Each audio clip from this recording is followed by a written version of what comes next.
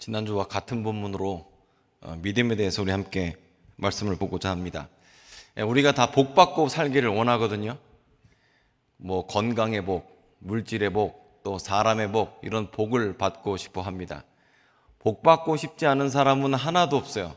다 복받고 싶어 하고 내가 하는 일이 다 형통하고 잘 되기를 원합니다.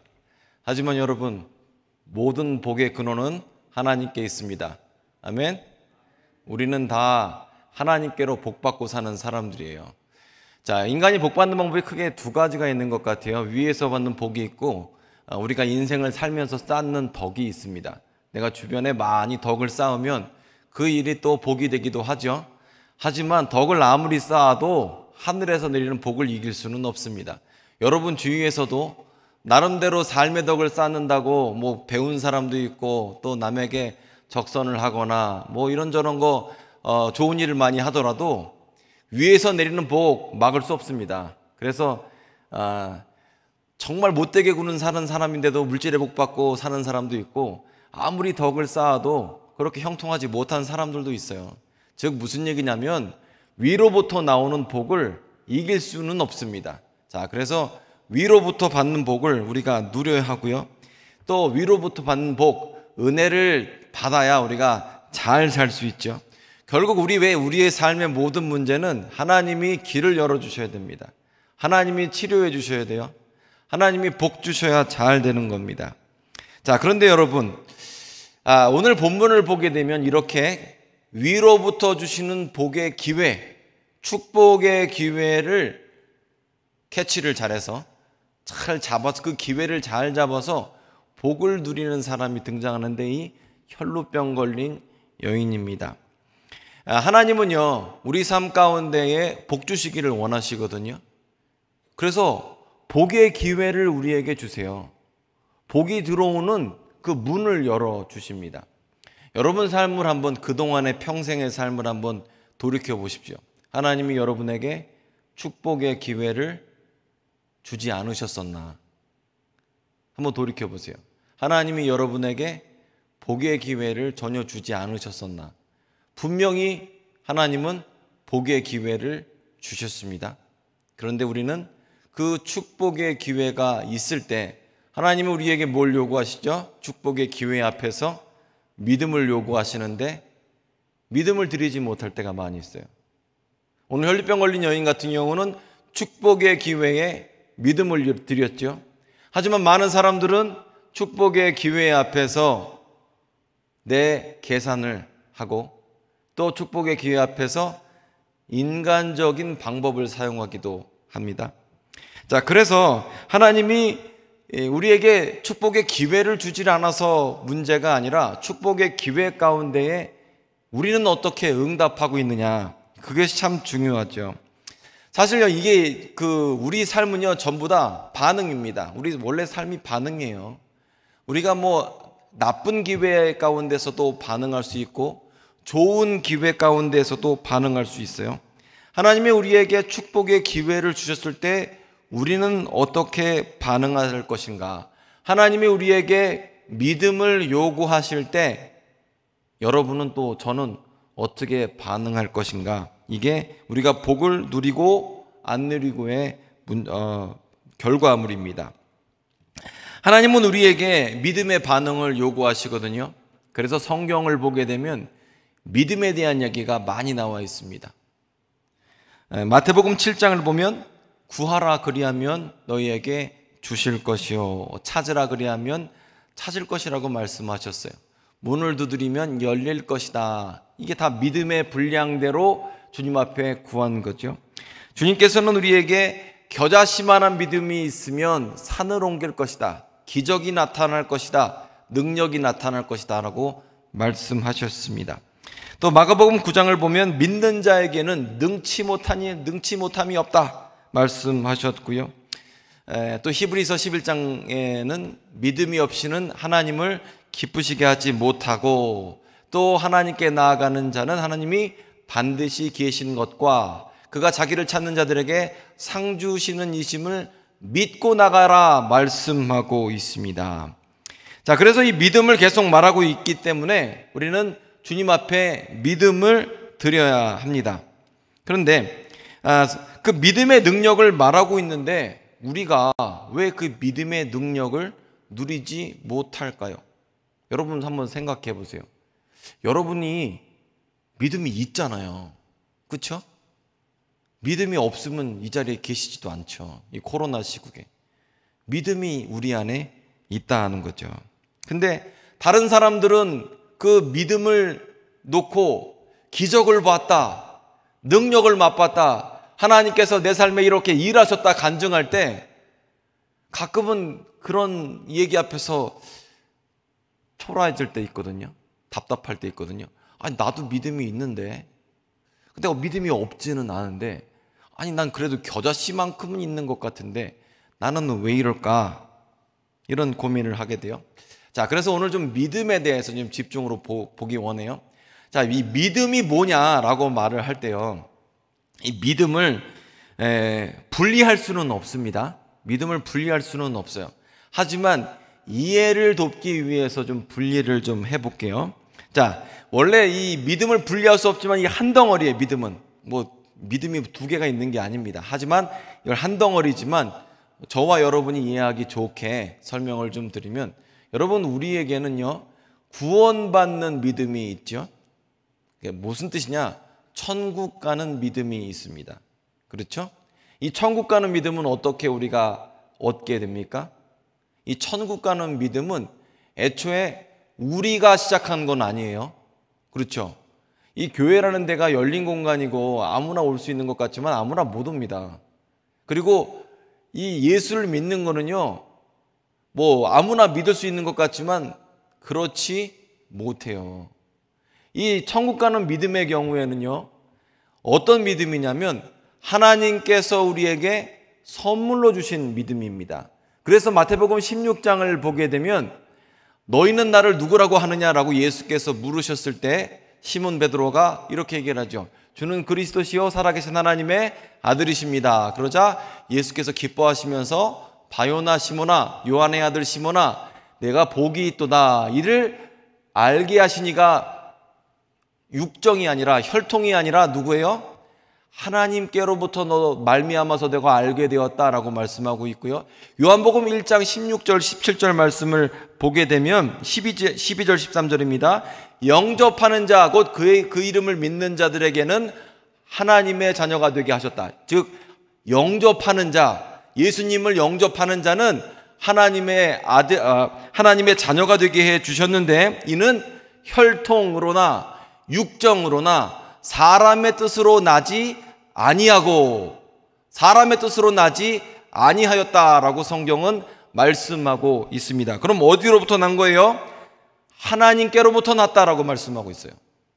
그러니까 구원받는 믿음이라는 것은 애초에 우리가 시작한 일이 아니에요.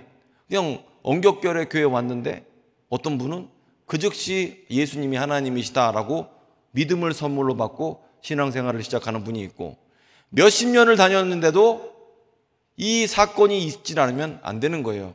그래서 이 구원받는 믿음이라는 것은 하나님을 만나는 첫 번째 통로입니다. 이건 있고 없고 문제예요. 우리는 모두 다 구원받는 믿음이 있어야 돼요. 자, 여러분은 구원받는 믿음이 다 있으십니까? 이 대답이 왜 이래요? 에? 구원받는 믿음이 있으십니까? 자, 근데 이 구원받는 믿음이라는 것은 있는 것 같기도 하고 없는 것 같기도 하고 느껴질 때가 있어요. 이건 뭐에 달렸냐 그러면, 여러분 어젯밤에 뭐 했느냐에 따라서 내가 오늘은 구원받는 것 같기도 하고 안 받는 것 같기도 하고 그렇게 느껴져요. 어젯밤에 와이프랑 남편이랑 열심히 부부싸움을 했어요. 그래서 지금 몹시 사회적 거리두기를 하고 있잖아요. 그러면 오늘은 구원을 못 받을 것 같아요. 못 받을 것 같아요. 그리고 내 마음이 불편해. 그러면 구원을 못 받을 것 같아요. 내 삶의 형편이 어려워요. 그러면 구원을 못 받을 것 같아요. 그런데 사실 이런 거에 달린 것이 아니다라고 성경은 말씀하고 있죠. 성경은 뭐라고 얘기하고 있습니까? 요한복음 1장에 이게 육정으로나 혈통으로나 사람의 뜻으로 나지 않고 하나님께로부터 선물로 받은 것이기 때문에 이게 바로 구원받는 믿음이에요. 여러분 기분에 따라서 구원을 받고 안 받고의 문제가 아니에요. 그래서 내가 열심히 공부한다고 구원받는 것이 아닙니다. 예수님, 이 구원받는 믿음이 있을 때에 우리는 내가 예수님을 만났다, 이렇게 표현을 하죠. 그래서 교회를 아무리 오래 다녀도 하나님께로부터 구원받는 믿음을 받질 않으면 아직 출생신고를 하지는 않은 겁니다. 자, 그런데 분리할 수 없지만 하나, 이 구원받는 믿음이 우리가 다 있는 거예요.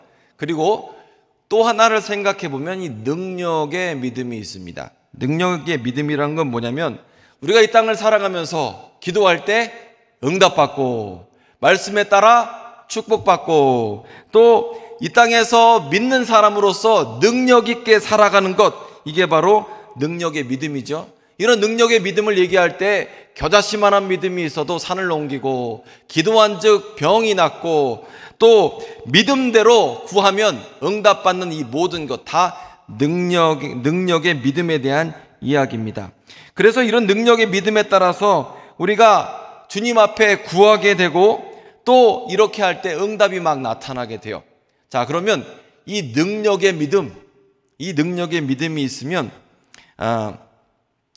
여러분이 그런 걸 요구하시거든요. 저도 마찬가지예요. 그래서 나는 믿음이 좀 자랐으면 좋겠다, 내 믿음이 커졌으면 좋겠다라는 것은 다 이 능력의 믿음을 얘기하는 겁니다. 그런데 이 능력의 믿음의 특징이 뭐냐 그러면 100% 확신이나 아니면 아주 의심 없는 확신은 없다라는 거죠. 내 안에서 이 능력의 믿음을 구할 때 내 안에 아주 뭐 의심이, 염려도 요만큼, 걱정도 하나도 없는 상태는 아니다라는 거죠. 오히려 끊임없는 의심과 염려 가운데에서 믿음의 선택을 계속하는 것이 능력의 믿음입니다. 이 신앙생활은 날마다 순간마다 믿음의 선택을 계속하는 것이거든요. 문제 앞에서의 내 상태, 이것이 바로 능력의 믿음이에요. 기회 앞에서 내 상태, 그것이 능력의 믿음입니다. 내가 지금 상태에서 두려워요, 염려가 돼요, 걱정도 돼요. 그래도 믿음을 선택하는 것이 바로 능력의 믿음입니다. 자, 예를 들어서 연세가 들면 삶의 문제나 병의 문제에서 자유로울 수는 없거든요. 근데 내가 지금 병이 있어요. 그런데 병 가운데에서 기도를 하면 염려나 걱정이 완전히 사라지지 않습니다. 완전히 사라지지 않아요. 끊임없이 안에 염려, 걱정이 있어요. 안 사라져요, 그거. 그런데 염려, 걱정이 있음에도 불구하고 그래도 믿음을 선택할 때 능력의 믿음이 되는 겁니다. 끊임없이 우리 안에 불안과 초조와 세상의 걱정이 들어오지만 그때 내가 믿음의 선택을 하는 것이 바로 능력의 믿음이에요. 자, 그럼 믿음은 어떻게 생기고 자라느냐라고 했을 때 로마서 10장 17절을 보면 믿음은 들음에서 나며 들음은 그리스도의 말씀으로 말미암는다라고 하죠. 그러면 우리가 믿음을 얘기할 때 들음에서 난다라고 얘기해요. 그런데 여러분, 이건 맞기도 하고 틀리기도 합니다. 믿음은 들음에서 나지 않기 때문에 그래요. 믿음은 들음에서 나지만 믿음은 들음에서 나지 않습니다. 왜냐하면 이 듣는다라는 말에 함정이 있기 때문에 그래요. 자, 예를 들어서 예배 시간에 맨날 들어요. 또 인터넷으로 맨날 좋은 목사님 설교를 들어요. 그래도 그 사람이 믿음이 자랄 수도 있고 자라지 않을 수도 있습니다. 왜냐하면 여기서 듣는다라는 말은 단순히 귀로 듣는 것 이상을 의미하기 때문입니다. 여러분이 귀로 많이 말씀을 듣는다고 내 믿음이 막 이렇게 자라지 않아요. 그렇게 자랐으면 이미 여러분들 거의 예수님 비슷하게 되지 않았겠어요? 우리는 귀로만 듣는 함정에 빠져요. 예수님의 말씀을 귀로는 듣고 또 우리가 삶으로는 듣지를 않을 때가 있어요. 이 듣는다라는 것은요, 한국말도 마찬가지고 영어도 마찬가지고요, 모든 언어가 마찬가지입니다. 우리가 귀로 듣는 걸 듣는다고 얘기를 안 해요. 제가 만약에 우리 딸한테 너 가서 공부해라 그럼 걔가 말을 들었어요, 못 들었어요? 그 여러분 자녀한테 야 가서 공부해라, 청소 좀 해라 그러면 걔가 말을 들었어요, 못 들었어요? 들었죠? 들었잖아요. 근데 걔가 청소를 해요? 공부를 해요? 안 하잖아요. 그렇죠? 그러면 뭐라고 그래요, 엄마가? 너 왜 엄마 말 안 들어? 너는 왜 이렇게 엄마 말 안 들어? 이렇게 말썽을 부리니 이렇게 얘기를 하잖아요. 마찬가지로 여기서 말을 했는데 듣기는 들었어요. 귀로는 들었죠. 근데 그게 마음으로 듣거나 행동으로 듣지는 않았어요. 자, 우리가 믿음은 들음에서 난다라고 할 때 이 듣는다라는 것은 그것을 통해서 내 삶이 변화되는 것을 얘기하지 나의 고막을 울리는 어떤 음파를 얘기하는 것은 아니거든요. 내가 귀로만 듣는 것은 듣는 것이 아니죠. 즉 우리가 믿음은 들음에서 난다라고 할 때 이 듣는다라는 것은 순종과 행동을 포함하고 있습니다. 그런데 이 순종과 행함은 내 마음에 기쁨이 있을 때가 있지만 기쁨이 없을 때도 있어요. 여러분에게 순종하라고 하면 항상 막 기쁨과 감사가 넘칩니까? 한번 스스로 생각해 보세요. 여러분에게 11조를 해라, 뭐 전도를 해라, 뭐 섬겨라, 주방봉사를 해라, 청소를 해라 그러면 마음 가운데에 막 항상 나 너무 기뻐 이런 생각만 드십니까? 아니잖아요. 원망과 불평이 있을 때가 있고 마음 가운데 불평하고 싶은 생각이 있죠. 있을 수밖에 없어요. 예수께서 우리를 용서하셨고 사랑하셨기 때문에 이웃사랑을 해라, 용서를 해라 말씀하셨을 때 이 남을 용서하는 건 결코 쉽지가 않거든요. 누군가를 미워하면서 그 사람을 사랑하고 받아들이는 건 정말 쉽지가 않아요. 가까울수록 더 쉽지 않죠. 그런데 여러분이 그런 하나님 말씀을 들었을 때 용서하고 싶은 마음을 용서하고 해라는 말을 귀로 들었을 때 그것을 행할 때 바로 그것이 듣는 마음이에요. 행함이 있을 때 우리가 믿음이 자라나기도 하는 거죠. 그래서 여러분 우리가 끊임없이 말씀을 듣는다라고 할 때 이 말씀을 듣는 것 안에는 행함과 순종이 포함되어 있습니다. 그런데 이 순종과 행함은 기쁜 마음만 있는 것은 아니에요. 그래서 제가 한번 이름을 붙여봤는데 원망하는 순종이다 이런 생각을 한번 해봤어요. 걱정하는 순종이다, 불평하는 순종이다라는 거죠. 물론 기뻐하는 믿음으로 순종하면 제일 좋습니다. 그런데 우리가 그렇게 되기가 쉽지가 않거든요. 우리가 순종하라는 말씀을 듣고 또 행하라는 말씀을 들어도 거기에 대해서 기쁨으로 가기는 어려움이 있는 거죠. 하지만 중요한 것은 뭐냐면 우리 안에 불평과 원망과 이런 잡다한 하나님과 반역된 생각이 있을 때에도 그럼에도 불구하고 원망을 하든 불평을 하든 욕을 하든 그럼에도 불구하고 순종을 하면 그건 순종을 한 겁니다. 그건 순종을 한 거예요. 왜냐하면 우리 마음 가운데 완전하게 100% 기쁨만 있지는 않기 때문에 항상 그래요. 예를 들어서 여러분이 원망하고 불평하면서 코로나 백신 주사를 맞으셨어요. 그러면 백신 효과가 있습니까? 없습니까? 그리고 감사와 기쁨이 있는 상태에서 코로나 백신 주사를 안 맞았어요. 그럼 백신 효과가 있어요? 없어요? 효과가 없죠. 안 맞았으니까. 원망하고 불평하더라도 백신 주사를 맞으면 내 원망과 불평이 효과가 있는 것이 아니라 내가 백신을 맞은 것 때문에 효과가 있죠. 원망과 불평이 있다고 하더라도 내가 주님 말씀에 어금니 깍물고 순종을 하면 어떻게 돼요? 그 순종 자체가 믿음을 자라게 하죠. 자, 교회 일을 하고 여러 가지 일을 하다 보면요, 정말 순종하기 싫을 때가 반드시 있어요. 근데 그때 생각을 하면, 그럴 때 말씀을 생각해 보면, 예수께서 겟세마네에서 이런 느낌일까? 나의 원대로 하지 마시고 주님 뜻대로 되게 해주십시오. 주님도 하기 싫으셨는데 이러지 않았을까? 주님이 또 우리에게 시키신 대로 전도하고 영혼 구원을 힘쓰다 보면 예수께서 이런 마음으로 전도 여행을 다니시지 않았을까? 즉 머리로만 배우던 예수님에 대해서, 귀로만 듣던 예수님에 대해서 내가 순종을 하게 되면 주님을 경험하게 되고 사귐이 있게 돼요. 예수님은 이런 분이구나. 예수님도 이러셨지.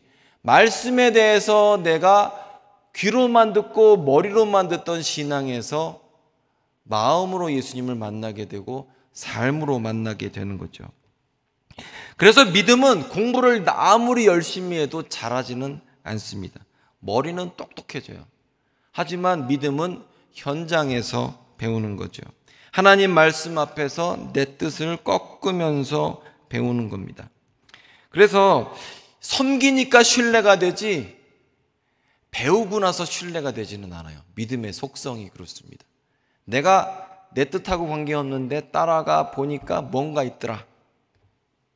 자, 그래서 여러분 아무리 성경 공부를 많이 하더라도 행함이나 순종이 없으면 교회 내에서 직분을 주지 않는 이유가 그래요. 그건 우리 교회만 그런 것은 아닙니다. 다른 교회도 마찬가지예요.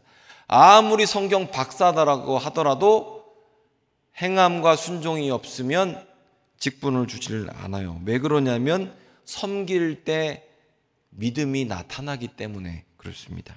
하나님 뜻대로 살아봐야 그게 믿음입니다.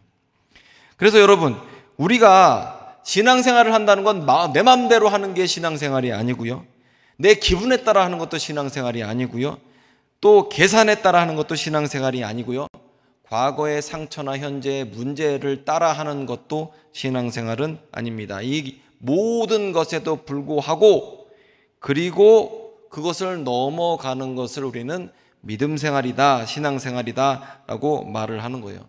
왜냐하면 우리는 교회에 와서 위로받고 싶어요. 하나님 나에게 위로를 주십시오. 내 마음이 이해될 때 너무나 신이 나요. 너무 감사해요. 눈물이 나요. 하지만 위로받고 또 받고 또 위로받고 또 받고 하는 것은 믿음이 성장하지는 않습니다. 자, 그래서 여러분에게 질문을 드리고 싶어요.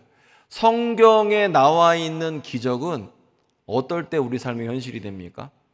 여러분이 성경 공부를 열심히 할 때 성경에 나와 있는 기적이 여러분 삶 가운데 옵니까?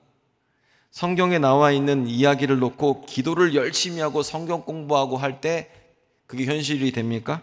공부를 많이 했더니 성경에 있는 기적이 내 삶으로 나타납니까? 그렇지 않아요. 대부분 다 성경에 있는 기적은 순종한 사람, 섬긴 사람에게 나타나죠. 그래서 야고보서 2장 22절에서 내가 보거니와 믿음이 그의 행함과 함께 일한다. 행함으로 믿음이 온전하게 된다라고 야고보 사도는 말씀하고 있죠. 그래서 여러분, 대부분의 텔레비든 인터넷이든 나와 있는 누군가의 간증, 여러분이 알고 있는 어떤 사람의 간증을 보면 간증하는 사람 대부분 많이 배우거나 공부 잘하거나 그런 걸로 간증하지 않아요. 간증 대부분 뭘 얘기합니까? 내가 그럼에도 불구하고 섬겼더니 이런 일이 나타나더라 얘기하잖아요.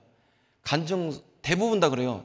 내가 이런데 절대 아닌데, 내가 몸도 안 좋고 상황도 안 좋고 경제적으로 힘든데, 그런데 내가 믿음을 따라 행했더니 그랬더니 내 삶에 기적이 나타나더라, 능력이 나타나더라 말하고 있죠.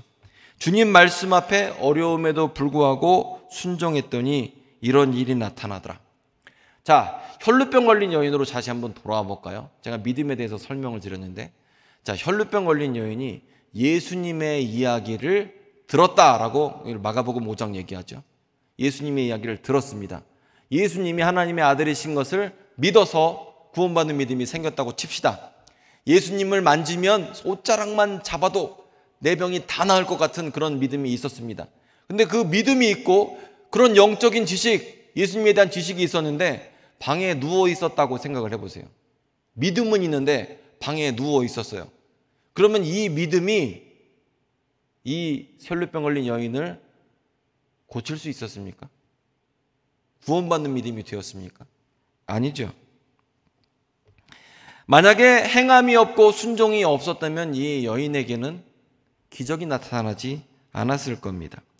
때로는 우리가 신앙생활을 하면서 예수님에 대한 생각만 하고 넘어갈 때가 많아요. 좋은 생각만 하고 넘어갈 때가 많아요. 예수님에 대한 지식만 얻고 넘어갈 때가 많이 있습니다. 한마디로 공부만 하는 거예요. 위로만 받는 거예요. 노래만 하는 거예요.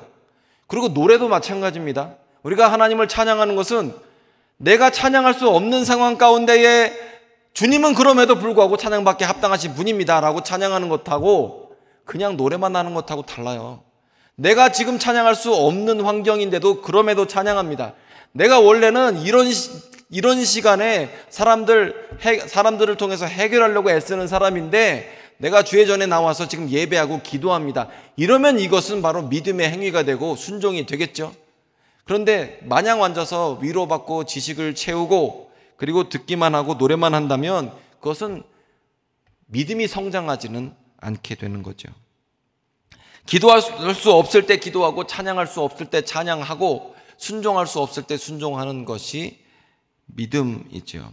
그래서 내가 가만히 앉아서 하나님을 생각하는 것, 그것은 믿음이 아닙니다. 자, 우리 다시 본론으로 돌아와서 혈루병이 걸린 여인에게 지금 예수님이 지나가시면서 축복의 기회가 주어졌습니다. 이 여인이 예수님을 만나러 가면서 쉽지 않았을 거라고 전 장담합니다. 사람이 주위에 너무 많거든요. 그러면 어려움이 생기면 우리 마음 가운데 의심도 생기거든요. 아유, 이거 꼭 구태여 만져야지 병 낫나? 그런 생각 안 하겠어요? 이 여인에게 불평이 없었겠어요? 답답함이 없었겠어요? 이 여인의 여러 가지 생각이 많았을 겁니다. 그런데 그럼에도 불구하고 주신 마음대로 들은 대로 순종하고 행했더니 그랬더니 어땠습니까? 축복의 기회가 축복이 되었습니다. 우리는 축복의 기회를 구경만 하고 갈 때가 많아요. 축복의 기회를 내 것으로 만들어 축복이 되게 해야 합니다. 밥상도 차려놔도 안 먹으면 배 안 불러요. 밥상 차려놔도 먹어야 됩니다. 기회는 복이 아닙니다. 기회는 내 것으로 만들어야 복이 되는 거죠. 자, 많은 경우에 신앙이 머리에서 머물고 믿음이 되지 못하는 경우가 많이 있죠. 그런데 여러분, 우리가 머리로 믿는 신앙에서 우리가 순종할 때, 행할 때에 그것은 우리에게 믿음의 성장을 이루고 축복의 기회를 축복으로 만들게 됩니다. 자, 여러분 삶 가운데 지금 축복의 기회가 지나가고 있습니다. 그러면 어떻게 해야 할까요? 잡아야죠. 어떻게든 잡아야죠. 우리가 행함이 있어야 됩니다. 순종이 있어야 됩니다.